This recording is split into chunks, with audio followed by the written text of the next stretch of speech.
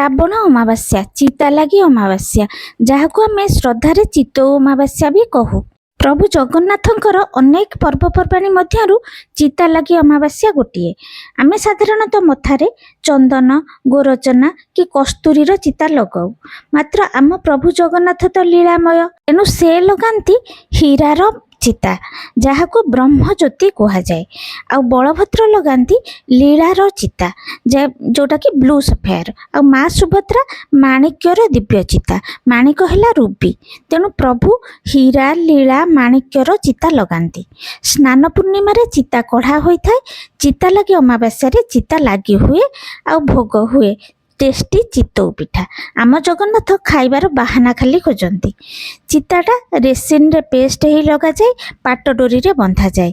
चिता लगागला परे महास्नान हुए। यही चिता वर्ष सारा रहे।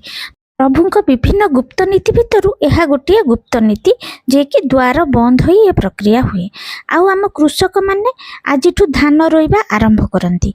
पानी रे केते गेंडा कोचिया साप जोक पोक आदि अनेक जलचर थांती, तेणु कृषक माने चितौ पिठा अर्पण करी सबु जलचर को प्रार्थना करती जेमिति सर्वकुशल रे आम चाष कार्य हेउ।